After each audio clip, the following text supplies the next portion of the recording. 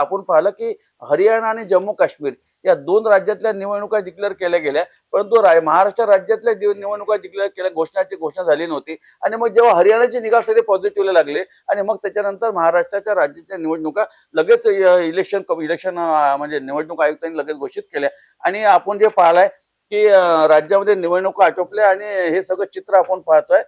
जे चित्र राज्यामध्ये महायुतीचं जे चित्र आपण पाहतोय की 2/3 बहुमताच्या घरात आज महायुती या ठिकाणी आलेली आहे. आणि म्हणून खऱ्या अर्थानं निवडणुकीमध्ये जे कुठले मतदार आज जवळपास राज्यामध्ये आपण पाहिलं सरासरी तर 60-62% राज्यामध्ये एकूण मतदान झालं. आणि त्या सगळ्या मतदारांनी जो जो कल ज्या ज्या पार्टीला दिले असेल, ज्या ज्या विचारधारेला दिला असेल, ज्या ज्या उमेदवाराला दिला असेल आणि सरकार स्थापनेकरता ज्या सरकारला ज्या उमेदवाराच्या पाठीशी मतदार राहिला असेल त्यांचे आपण आभार मानलेच पाहिजे. त्याचं कारण असं लोकशाहीच्या या उत्सवामध्ये ते मोठ्या प्रमाणामध्ये आपण पाहिलं की ते सहभागी झाले.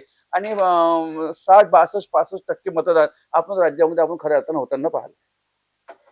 इसे संजय जी मापले जो पूरे राज्य के बारे में स्थिति बता रहे थे, राज्य की स्थिति जहाँ तक हर जितने भी हमने 2 दिन तक चर्चा की, जिन्होंने एग्जिट पोल लिया था, एग्जिट पोल में किसी ने भी इतनी सीटें महाविकास आघाड़ी को नहीं बता रहे। एग्जिट पोल हमेशा सही नहीं होते, हमेशा ही सही नहीं होते, क्योंकि हरियाणा का हमने देखा था कि हरियाणा में जहां महाविकास आघाड़ी को पूरा पूरा एनडीए को बताया, सरकार बताई, इंडिया की सरकार बताई थी, वहीं पे वहां एनडीए की बन गई। और यहाँ पे महाराष्ट्र में तो खैर बता रहे थे कि बीजेपी और यूती की सरकार बैठेगी, लेकिन इतने प्रमाण में लाड़की बहन योजना का असर हो जाएगा ये किसी को भी कल्पना नहीं थी। लाड़की बहन योजना चालू करने के बाद में, क्योंकि बहुत थोड़े से वर्ड लोकसभा के बाद में भाजपा एकदम एक्शन में आ गई कि इसको किस प्रकार पूरा का पूरा कंट्रोल किया जाए। वहीं लोकसभा चुनाव के बाद में महाविकास आघाड़ी भ्रम में चले गई कि हमको कोई हरा नहीं सकता,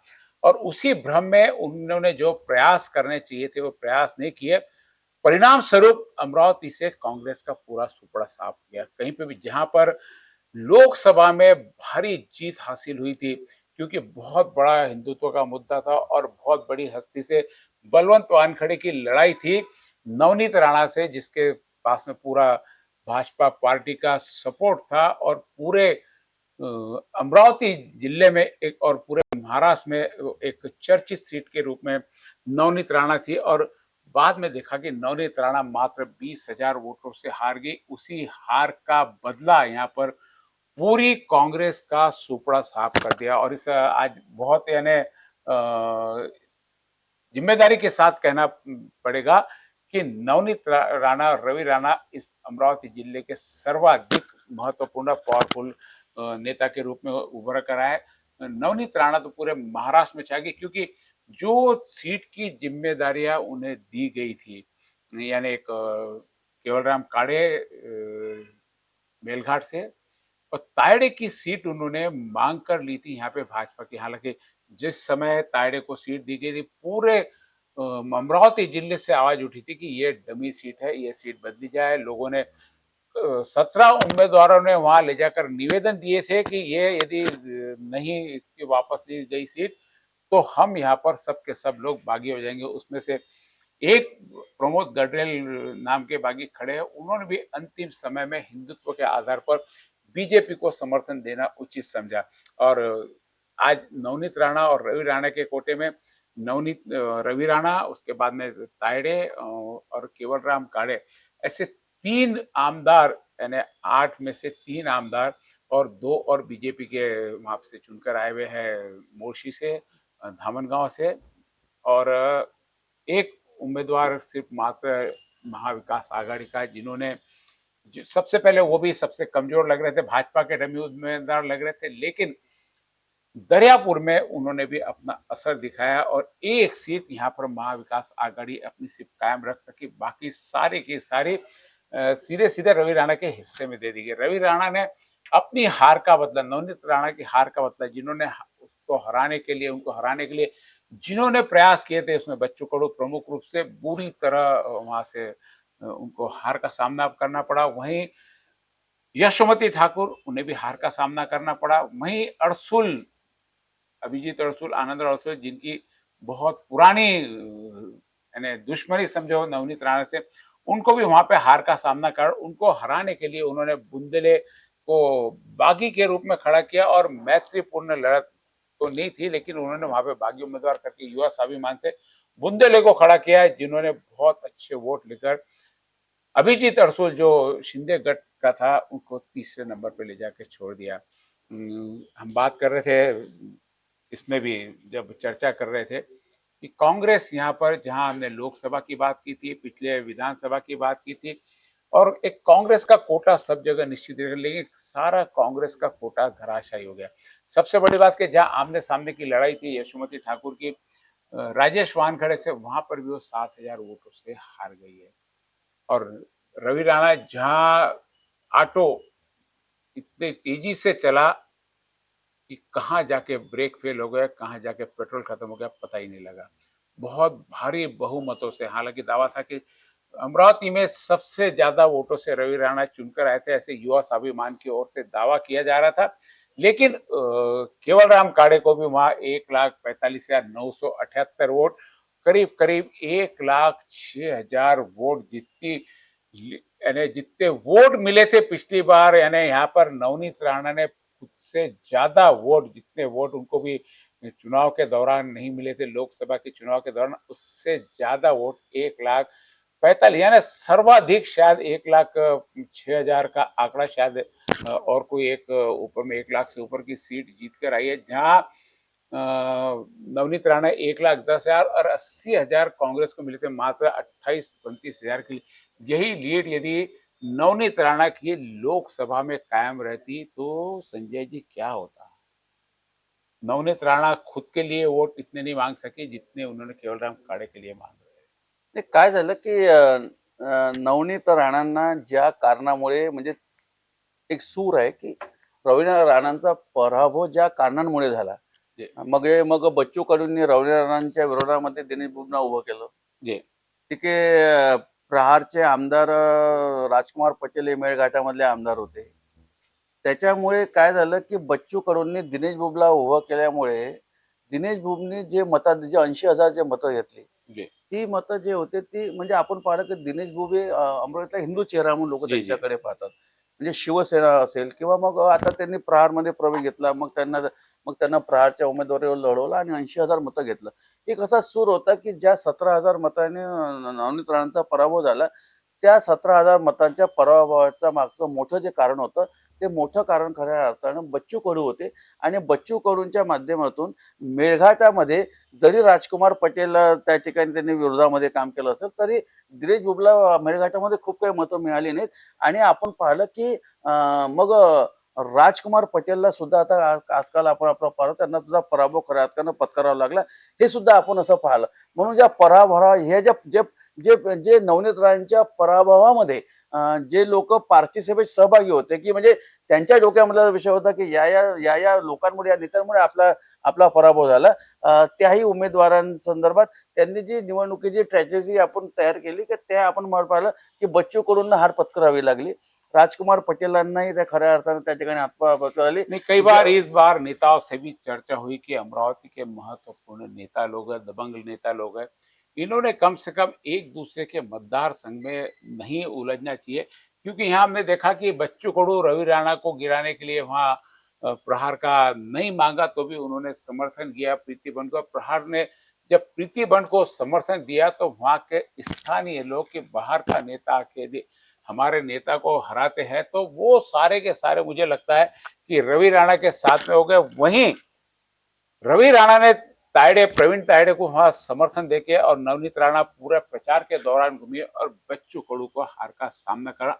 हार भी ऐसी की बुरी तरह से हार, और तीसरे नंबर पे कांग्रेस का उम्मीदवार रहा, जहां डमी उम्मीदवार, पहले तो बहुत दिन डमी उम्मीदवार करके एक इस प्रकार का सेटिंग किया गया, भ्रमित किया गया बच्चू कडू को कि नहीं चुन के तुम्हें, सारे तरफ से माहौल ऐसा बन रहा था कि बच्चू कडू चुन के आ रहा, और जिसको अंडरकरंट, एक लोकसभा के दौरान अंडरकरंट बहुत शब्द चला, तो अंडरकरंट वहां प्रवीण तायडे के प्रति था।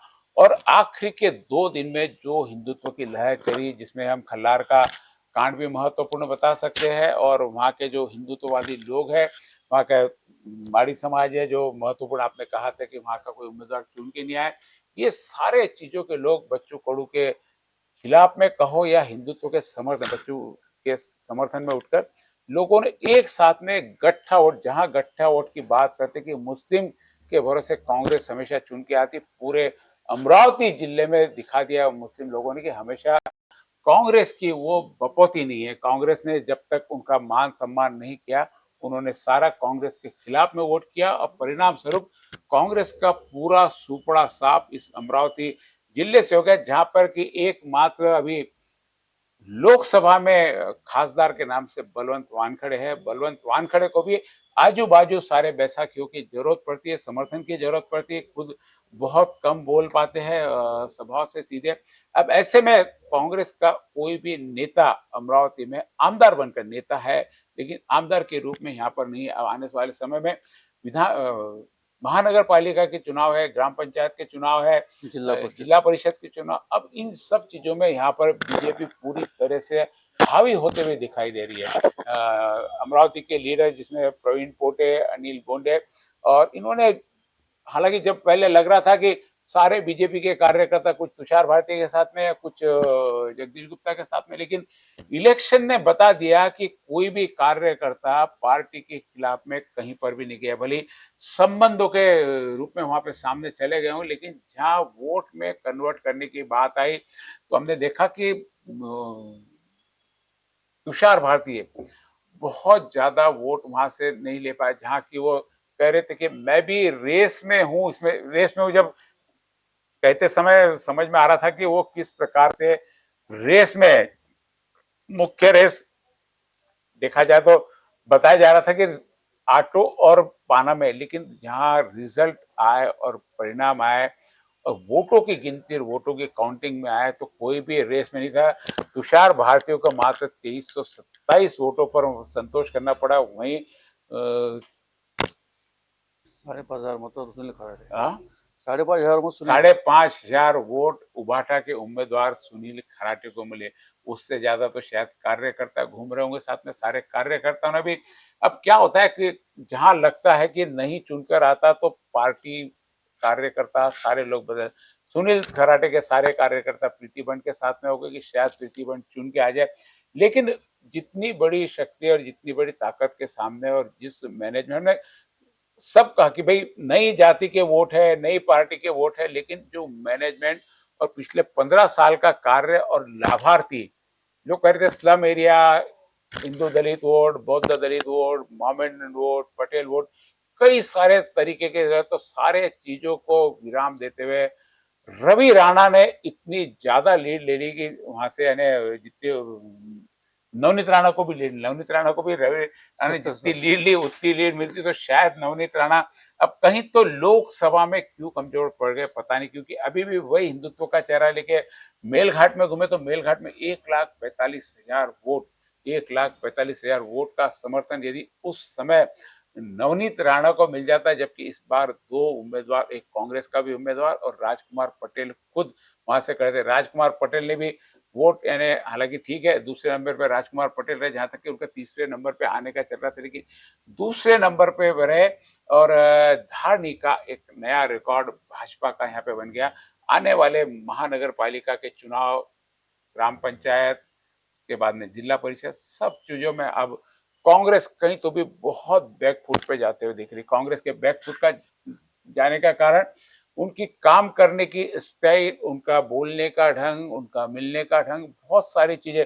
यहाँ पे भी कई कांग्रेसियों को हमने देखा कि चर्चा ही नहीं करते किसी से कि चुनाव है तुम हमारे साथ में काम करो, किसी को बोलने की, उनको लगता है कि मैं तो चुनकर ही आ जाऊंगा, चुनकर ही आ जाऊंगा। और लोगों ने बता दिया कि जब तक आप पब्लिक की सेवा में, पब्लिक सर्वेंट के रूप में हो, जब तक आप नहीं जमोगे, पब्लिक नहीं चुनती। ठीक है आप घर के क्या हो नहीं पता, लेकिन जहां चुनाव का समय समय आता है, पब्लिक अपनी स्थिति दिखा देती है और बता देती है कि सबसे बड़ी जनता जनार्दन है। क्या लगता है आपको जनता जनार्दन के बारे में? सारे कांग्रेस का सुप्रसाद, जहां कांग्रेस सरकार बनाते हुए महाराष्ट्र में नजर आ रही थी, अब विपक्ष में बैठने लायक भी शायद उनके पास में वोट नहीं है। नाही, आता आपण राज्यातलं सर आपण गणित पाहतोय की म्हणजे महायुतीमधले जे 3 घटक पक्ष आहेत, शिंदे, शिवसेना, अजित पवारांची काँग्रेस आणि बीजेपी. आपण पाहिलं की उभाटा आणि काँग्रेस आणि शरदचंद्र पवारची काँग्रेस यांच्यापेक्षा जास्त सीटा ज्या महायुतीमध्ये असलेल्या घटक पक्षांजवळ आहे. जी, म्हणजे ही आपण परिस्थिती पाहतो राज्याच्या राजकारणामध्ये.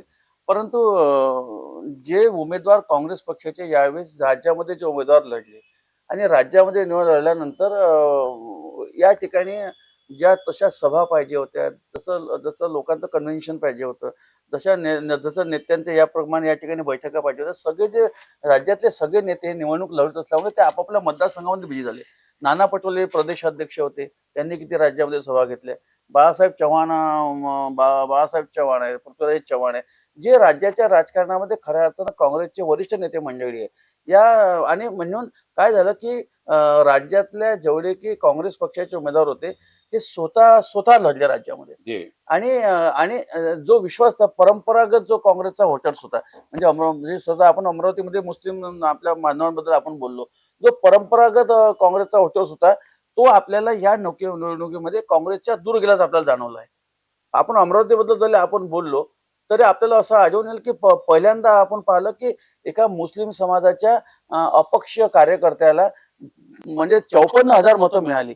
ही जी। पहिल्यांदा म्हणजे अमरावतीच्या इतिहासामधलं नोंद घेण्यालायक गोष्ट आहे.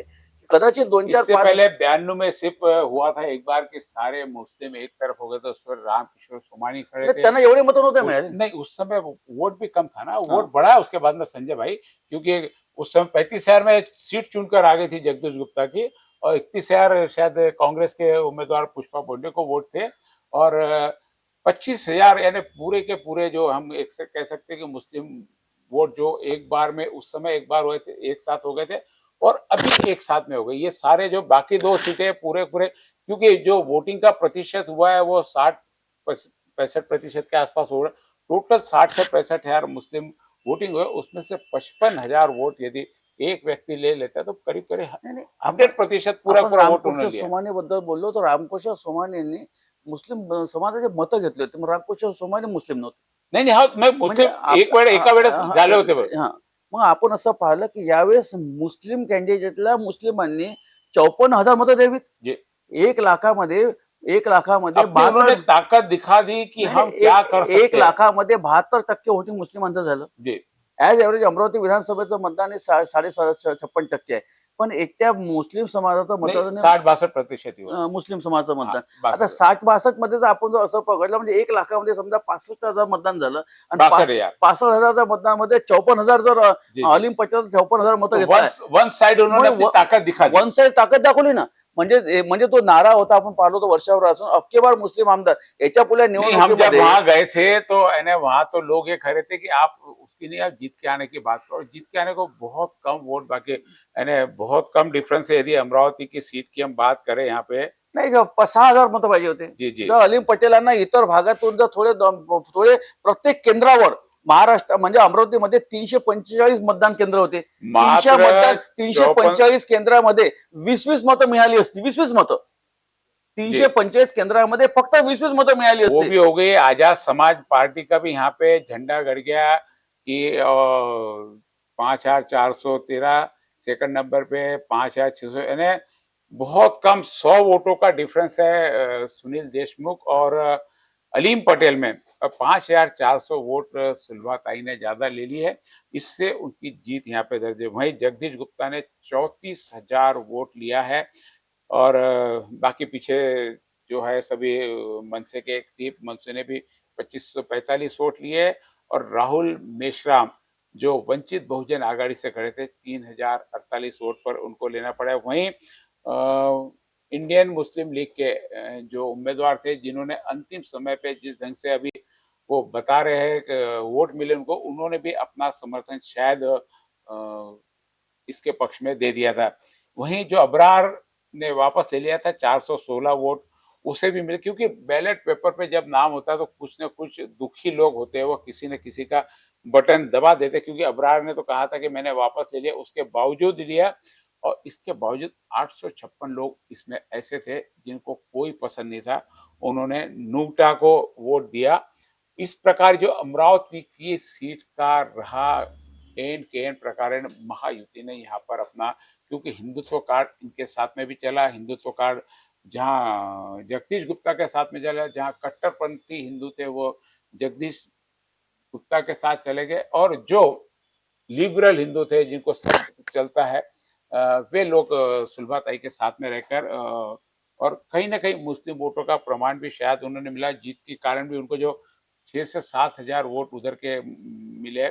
तो मेरे को एक बात समझ में नहीं आ रही संजय भाई, 6 से 10 हजार सीट का वोट का दावा संजय खोड़के भी करते हैं मुस्लिम बाग का, क्योंकि वहाँ उनके लाभार्थी बहुत है, और 5 साल उन्होंने मुस्लिम क्षेत्र में जम के काम भी किया है, बल्कि कई बार ऑफिस भी उधर रखा है, बैठक भी उधर रहती है। तो 60-62 हजार वोट मुस्लिमों के, उसमें से 54 हजार इसने ले लिया, 6 हजार 7 हजार वोट सुलभा तैन लेगी। तो सुनील देशमुख के हिस्से में क्या मुस्लिम वोट काँग्रेस ने पूरी तरह से नकार दिया? नाही आता तर कसं आहे, एक समीकरण आपल्या समोर आहे, की 65,000 समजा मुस्लिमांचं मतदान झालं असेल आमच्या मुस्लिम भावांचं. तर त्याच्यामध्ये 54,000 मतं गेलीत म्हणजे आता मतं उरली 11,000. जी, 11,000 मताचे हे 11,000 मतं हे कोणाकडे डिव्हाईड झाले? हे तर आपल्याला आता जेव्हा बूथनिहाय आपल्याकडे माहिती येईल, जी, त्याच्यावरून आपल्याला कळून चुकेल, की हे 11,000 लोकं फक्त म्हणजे परंपरागत जे व्होटिंग होतं, हे सगळं व्होटिंग काँग्रेसचं व्होटिंग होतं. जी। आपण हे मागल्या निवडणुकीत पाहिलं, की कांग्रेस अपनी बपोती समझ रही थी उससे कि हमारे वोट है, नाही, इसको नाही. कोई हाथ नहीं लगा बपोटी म्हणजे सकता। होतच मतदान. म्हणजे कालपर्यंत आपण 2019 मध्ये सुलभाताई पंजाच्या चिन्हावर निवडून लढवल्या. जी, त्यांना 82,000 मतं मिळाली. जी, सुनील देशमुख मागच्या निवडणुकीमध्ये पंजा या कमळ या चिन्हावर लढले. त्यांना 67,000 मतं जी, मिळाली. आज आपण पाहतोय ना परिस्थिती. आज 82 पण नाहीये, 67 नाहीये. जी। आज 60,000 मतांवर अमृता कॅजेट विन झाला. मग का कारण झाला? हे जे 54,000 मतं बंटवारा हो गया, 54,000, 34,000, 54,000, 84,000 34,000 वोटों का तो बंटवारा म्हणजे हो गया। 85,000 मताचं ध्रुवीकरण झालं, विभाजन झालं. त्याच्यामुळे काय झालं, की मात्र मताधिक्य जे होतं 30% वोट में अमरावती की सीट यहाँ पर चुनकर आ गई है। सिर्फ 30%, बहुत फक्त ज्यादा। 30%. 30% अमरावती विधानसभेमध्ये जे निवडून आलेली सीट आहे. आता प्रश्न असा आहे, की जेव्हा बूथनिहाय खरं आपल्याला आयडिया येईल, तर तेव्हा आपल्याला माहीत पडेल. एक गोष्ट क्लिअर झाली, की अलीम पटेलांना 65,000 पैकी 54,000 मतं मिळाली. आता जी, विषय 11,000 आला. 11,000 मतं काँग्रेसने घेतली, तर ते सुलभाताईंनी घेतली. हे सुद्धा पाहणं आपल्याला बूथनिहाय जेव्हा आपल्याला मतांची आपल्याला माहिती मिळेल, मतांची टक्केवारी मिळेल, तेव्हा खऱ्या अर्थाने आपल्यामध्ये लक्ष येईल. परंतु आज मुस्लिम समाजाने एक दाखवून दिलं, की आम्ही कोणाचेही गुलाम नाही. जी, तुम्ही जी। म्हणाल आम्ही तसं वागणार नाही. यापुढे तुम्हाला आम्हाला विश्वासात घेतल्याशिवाय अमरावतीचा उमेदवार सुद्धा तुम्हाला देता येणार नाही. हे चित्र अमरावतीच्या विधानसभेमध्ये मुस्लिम समाजाने सर्व पार्ट्यांना, मी परत एक पार्टी म्हणणार नाही, सर्व पार्टी सांगितलं, मुस्लिम समाजाला विश्वासात घेतल्याशिवाय अमरावती विधानसभेची जिंकण्याची निवडणूक होऊ शकत नाही. हे सुद्धा आपण खऱ्या अर्थानं आपण पाहिलंय. हे असंही अपेक्षित आहे, की समजा 11,000 मतांमध्ये 6,000 मतं जर सुरुवातीला मिळाली जी, असतील, तो कांग्रेस जीरो हो गया। नाही, 5,000 मतं म्हणजे 11,000 मतांपैकी 6,000 मतं मिळाली. फॉर एक्झाम्पल 5,000 मतं काँग्रेसची झाली किंवा त्याच्यामध्ये बाकीचे उमेदवार आले अब्रार-गेब्रार, मग 2,000-3,000 मतं काँग्रेस झाले. या 6,000 मतामुळे सुलभाताई निवडून आल्या, असे सुद्धा आपल्याला म्हणता येईल. हाँ, ये बिल्कुल हो सकता है कि जो मुस्लिम लोगों ने समर्थन सुलभाताई को दिया है, वही जीत का कारण बना। यदि पूरे के पूरे नहीं इधर आते और अलीम पटेल की तरफ चले जाते, तो आज अलीम पटेल अमरावती से आमदार के लिए हम यहाँ से घोषणा कर रहे होते। अलीम पटेल यहाँ से चुनकर आ गए, और महत्वपूर्ण दो बड़े नेता, यानी संजय खोड़के भी बहुत बड़े नेता के रूप, महाराष्ट्र के नेता के रूप में जाने जाते हैं।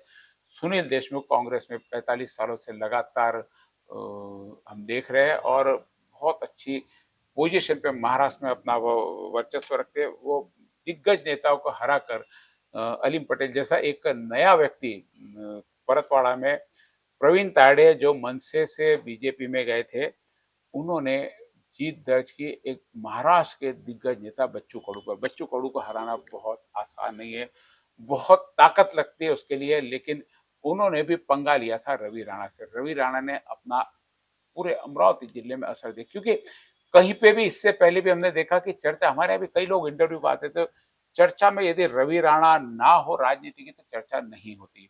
रवि राणा ने ऐसा किया, हमारे साथ में ऐसा किया, उसका ऐसा, हर व्यक्ति को, यानी जितनी ज्यादा उनके विरोधी हो गए, जनता उतनी ही उनके साथ में होगी। यह कहने में हरकत नहीं कि जितना लोगों ने उनका विरोध, बच्चों को वहां आके सब सभा ली तो लोग उनके साथ में आ गए, और बहुत बड़ी किसी की उन्होंने सभा भी नहीं ली खुद, क्योंकि वो खुद एक स्टार प्रचारक है, नवनीत राणा खुद स्टार प्रचारक है। आखिरी दिन 13 से 14 किलोमीटर की दोनों ने रैलियां की। नवनीत राणा ने शहर में रैली की, तो वहीं बढ़ने से पद यात्रा करते हुए अमरावती तक रवि राणा है।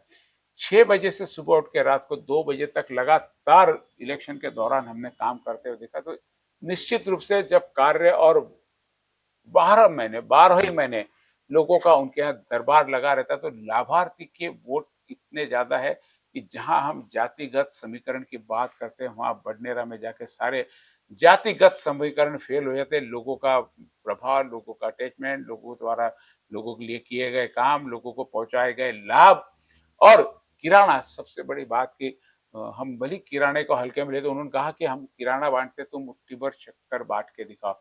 5 साल लगातार सभी को चुनाव रह नहीं रहे, किराना, दिवाली, दशहरा, ईद, सब जो जिस समय का उनको बचता, तो ये एक नया इनका खुद का वोट बैंक है जो जातिगत समीकरण से उठ रहे। ठीक है, कहीं हम धार्मिक समीकरण में कहीं थोड़ा बहुत नुकसान पा जाते हैं। अब की भी लग रहा था कि ये कम्युनिटी अलग है, ये कम्युनिटी खिलाफ है, ये कम्युनिटी खिलाफ है। कई बार तो हमसे चर्चा होती है कि आखिर वोट देगा कौन? अब देख लीजिए भाई, वोट किसने दिया और दूसरे लोगों को किसने वोट दिया। क्योंकि जब रिजल्ट आता है तो तभी सारी चीजें मालूम पड़ती है कि क्या, और ताकत तो इतने सालों से देखते आ रहे थे, उस ताकत का सही में, यानी 4 टर्म एक ही मतदार संघ में, चौथे टर्म के लिए बडनेरा में कभी 2 टर्म से ज्यादा का कोई उम्मीदवार नहीं है। तीसरी बार आकर उन्होंने वो रिकॉर्ड तोड़ा, अब चौथी बार। और अब जिस ढंग से उन्होंने अमरावती जिले में अपने राजनीति में अपना जलवा दिखाया, अब महाराष्ट्र में भी उनकी पूछ, नवनीत राणा की तो पूरे देश में पूछ परख है, वहीं आज रवि राणा भी एक महाराष्ट्र के बड़े लीडर के रूप में आने वाली महानगरपालिका, जिला परिषद और नगर परिषद, पंचायत समिती, नगर सभी में, परिषद। पंचायत समिति में, सभी में कहीं।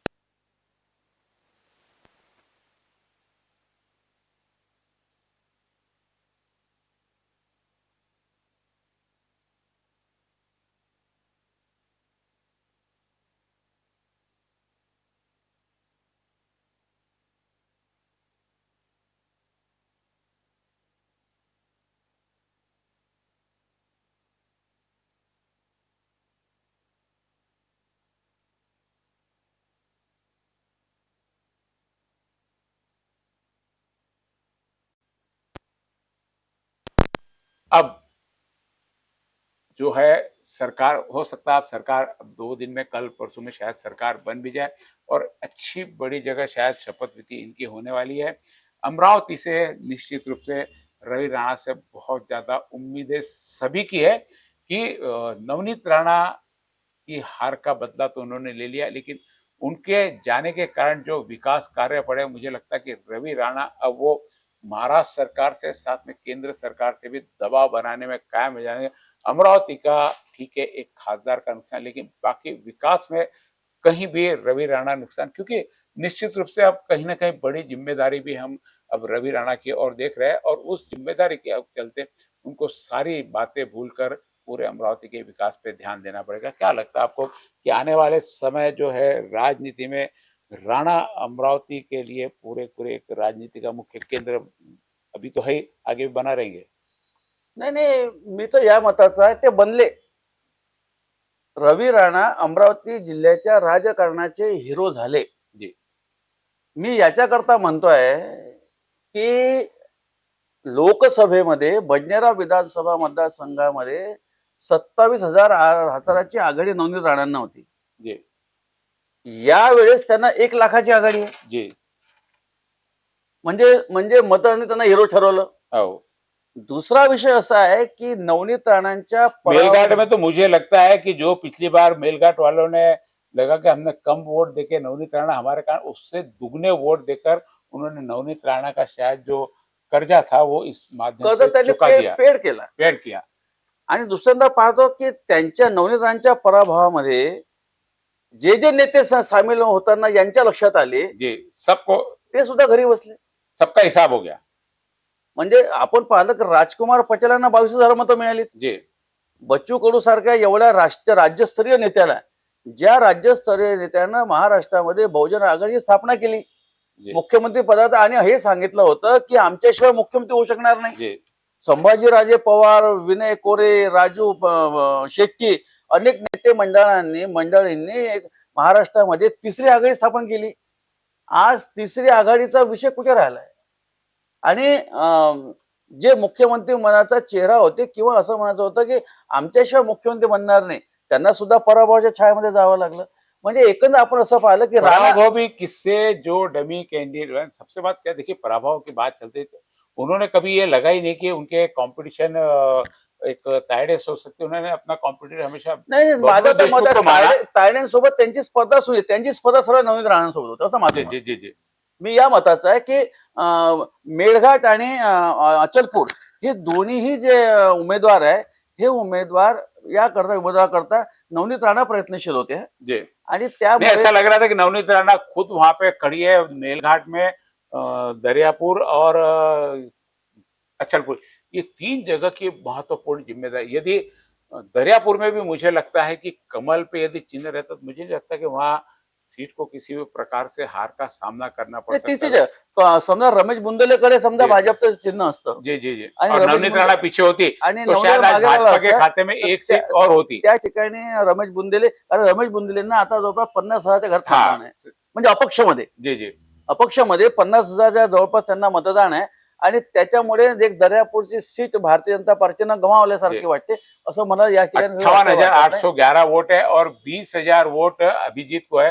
ये दोनों मिलके 78,000 वोट होते थे, जो अकेला बुंदेले हा, ले एक सकता म्हणजे था. त्या महायुतीचा एक जर जी कॅन्डिडेट जी राहिला असता. जी तो बुंदेले वहां महायुति का कैंडिडेट यदि इसके तरफ से है ना, बीच पे नहीं, वहां पे कमल का फर्क पड़ता है, थोड़ा कैंडिडेट का फर्क पड़ जाता था, और पीछे यदि नाही, नवनीत राणा.